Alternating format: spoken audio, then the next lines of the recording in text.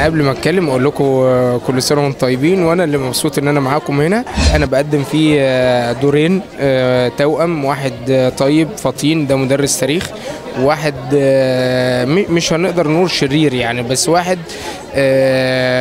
عنده نفسيته بايظه شويه اللي هو ميشو ده اخوه. والقضيه طول المسلسل ان اخوه فطين عايز يغيره يبقى كويس هو كمان يعني. بالنسبه بقى رمضان، بتقضي رمضانك ازاي؟ اليوم بقى بيبقى عامل ازاي؟ والله انا لغايه دلوقتي ما بخرجش كتير، لان يعني بطلع ببقى دايما في المونتاج، لان لسه ما خلصناش حلقات في المونتاج في المسلسل، ودايما في المكتب علشان اتابع القبطان عزوز اللي هو انا منتج منفذ ليه، فتقريبا برضو شغل يعني. مبسوط قوي باليوم ده.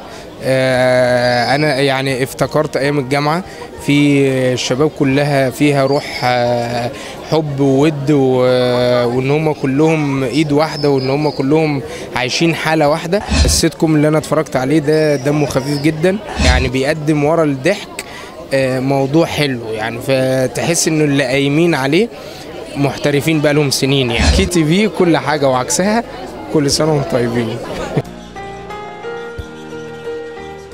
أنا بشوف إن أنتم من أكتر الناس اللي قادرين على إحداث تغير، يعني كلمتنا وتيني ستاف من الناس اللي يعني من المجلات اللي لما بقراها بحس إنها قادرة فعلا تعمل تغيير يعني، فبرافو عليكم، كل سنة وأنتم طيبين ومنورين دايما. عقد السينما مع هاما برودكشن، الناس اللي عملوا من قبل كده طير أنت واتش دبور، والناس ليهم يعني خبرة في مجال الإنتاج السينمائي. رمضان بتقضيه إزاي؟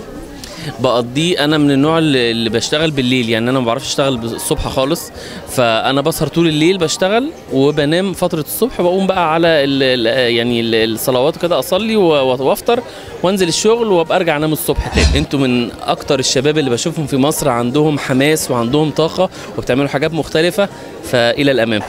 كي تي في كل حاجه وعكسها.